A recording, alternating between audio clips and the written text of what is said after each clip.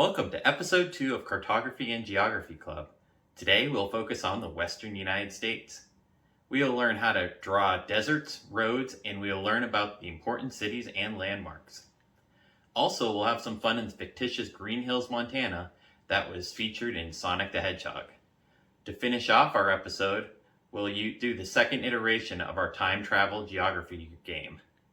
Today you will only need your starter pack, so let's jump in.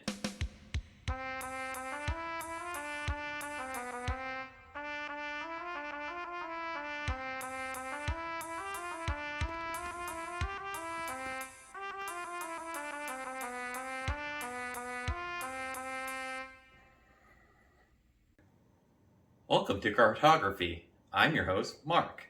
I'd like to start today's episode by letting you know that one of my favorite board games is Risk. This is because of the easy rules to follow, but complex strategies that can be implemented. And of course, the game board being a map doesn't hurt. Make sure to let me know what your favorite board game is and why below, so I can get to know you better also. Now, let's get into cartography and geography. Do you know how modern day maps are made? The short answer is through satellite images that are lined up as the pictures are taken as they pass overhead. Surprisingly, there has been significant changes to this method within the last 20 years, with stronger, lighter cameras that could be installed on small cube satellites. Cube satellites are inexpensive, small satellites that can be launched on rideshare rockets or on small rockets. Here is an example of one of these small rocket launches from Vandenberg Air Force Base in California. As you can see, the satellites are much smaller than expected. Even with all of this technology, it is still impossible to create perfect maps. What reason do you think there are for maps today still having errors? Please let me know your thoughts below. For our first activity, I'm going to show you a satellite image of the west coast of the United States. If you have a starter pack, pull the picture out and draw each west coast state on the satellite image. For bonus, label the states. If you do not have a starter pack, either print out the image from the video or do your best to reproduce the outline of the image before you start. Here is how I would do it. Once you are done with it, please take a picture and send it to me.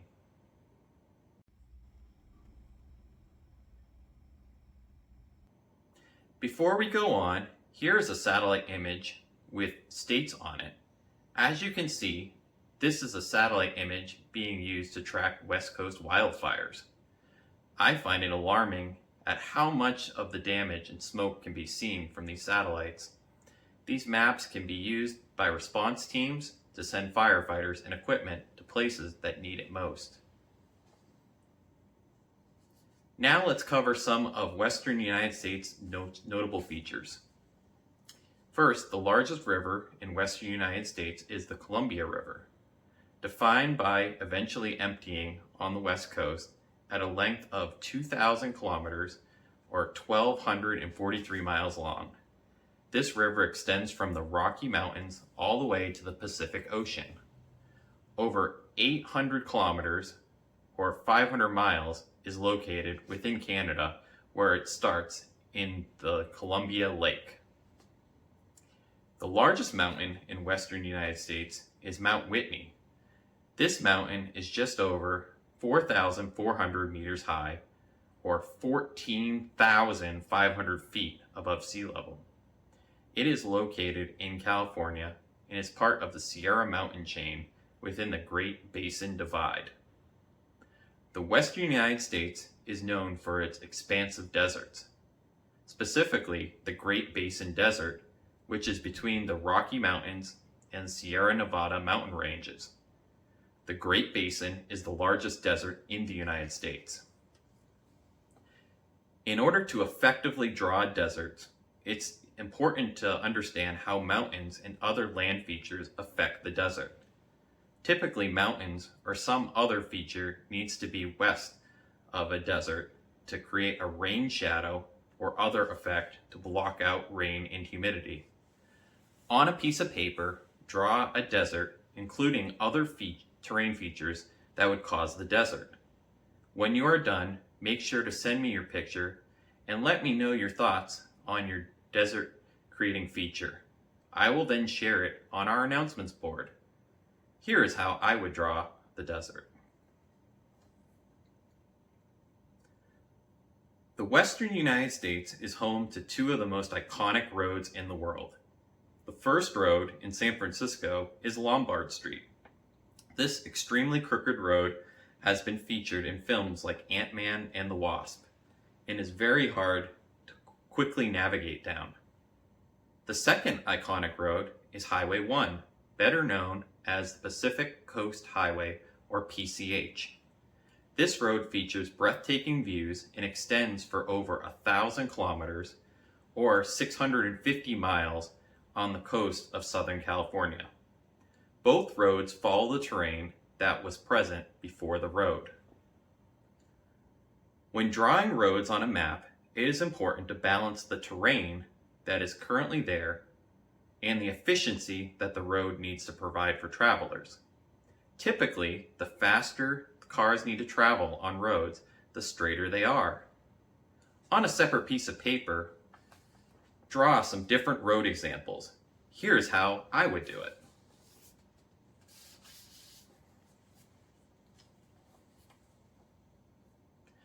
Now that you have the roads and deserts, take the desert paper and stack it on top of the roads and transfer the roads onto the desert paper any way you want. Once you are finished, make sure to take a picture and send it to me so that I can post it in our announcements section. Now let's look at some landmarks in Western United States. The Grand Canyon, the Hoover Dam, and the Golden Gate Bridge are three great examples. Here is a picture of the Grand Canyon. As you can see, the sides of the Grand Canyon encompass the Colorado River. It's 446 kilometers, or 227 miles long, and located in Arizona. Its widest spot is 29 kilometers, or 18 miles wide, and is up to 1,857 meters, or 6,093 feet deep. The Hoover Dam, created between 1931 and 1936, is an arc gravity dam in the Black Canyon of the Colorado River, located between Arizona and Nevada. This hydroelectric dam holds back Lake Mead, which is the largest reservoir in the United States. It provides water and power for areas of Nevada, Arizona, and California.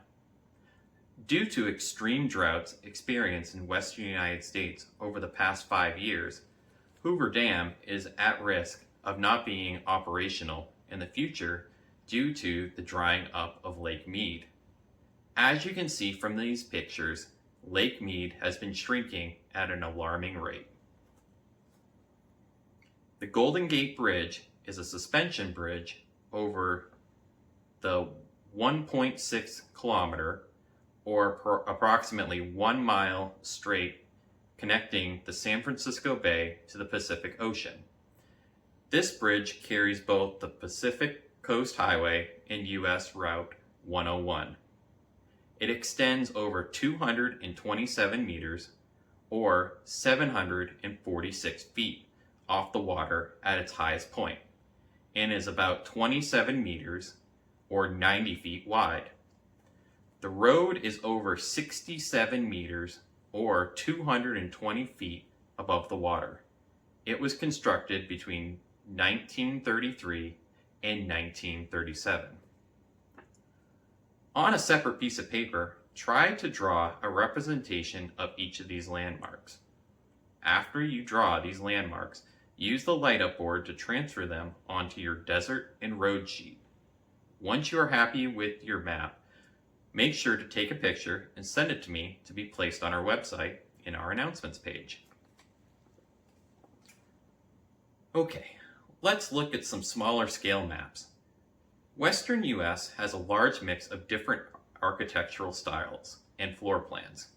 It is known for its pre-Columbian and stick Eastlake styles. The pre-Columbian West Coast architecture style is typically called Pueblo architecture. This style uses adobe, stone, and wood to construct single and double-story buildings. These types are found in arid West Coast areas where adobe is plentiful. Second floors are typically accessible from ladders. Typically, they have kivas, which are circular ceremonial rooms, and enclosed plazas and courtyards. On the outside of the building is where storage is located. In contrast to this design is the stick Eastlake style. This style is recognizable by the relatively plain layout, often accented with trusses on the gables or decorative shingles. In addition, there are steep gabled roofs with small decorative windows added near the roof. The defining characteristic was usually the wrap-around porch, giving it a more fanciful look. As for our next activity, on a separate piece of paper, draw a house using elements of both the pre-Columbian and stick Eastlake styles. Here's how I would do it.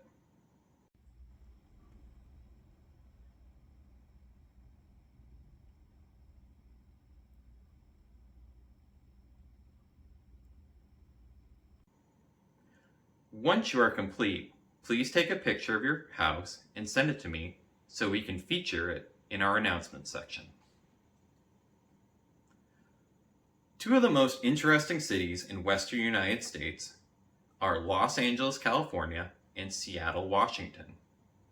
Los Angeles is the second largest city in the United States and the largest on the West Coast. Located in Southern California, within a basin, Los Angeles borders the Pacific Ocean, which is ideal for its extensive port economy. LA is both hilly and flat, with a max elevation of over 1,500 meters or 5,000 feet, with a seasonal river that extends through it. Seattle, Washington is also a port city, but it is located in the Pacific Northwest on an isthmus called the Puget Sound. Unique to Seattle is that the city is between the saltwater isthmus and the freshwater Lake Washington.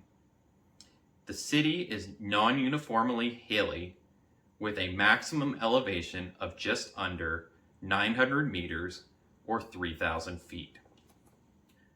The Western United States recently was host to the Sonic the Hedgehog movie. In the movie, a super fast hedgehog is teleported to a small town in Montana called Green Hills. In one of the movie scenes, Sonic runs from Montana to the Pacific Ocean in about 5 seconds. Assuming he went on roads to get there, he ran about 900 miles, or 1,450 kilometers. That's about 648,000 miles per hour, or over 1,000,000 kilometers per hour. In this exercise, we are going to have Sonic travel between 10 different locations on the west coast of the United States. I want you to determine what is the least amount of distance Sonic could go and still hit all 10 locations. I have simplified the distance on this map to make it easier.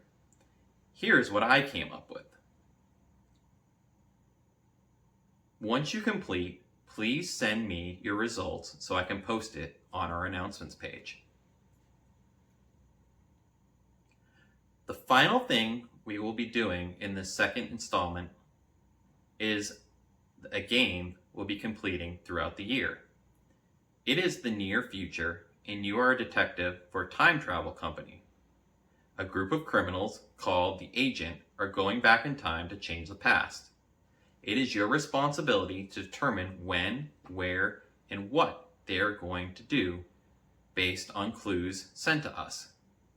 Today's clues are largest city in the western United States. The item is 13.7 meters or 45 feet tall. And the date is when the current day structure was complete. Send your answers in with your name for Season 1 points to be posted in our notification section. That's all for Episode 2 of Cartography and Geography Club. I look forward to seeing you guys next week with Episode 3, where we will cover Canada and its surrounding areas. Have a great rest of your week.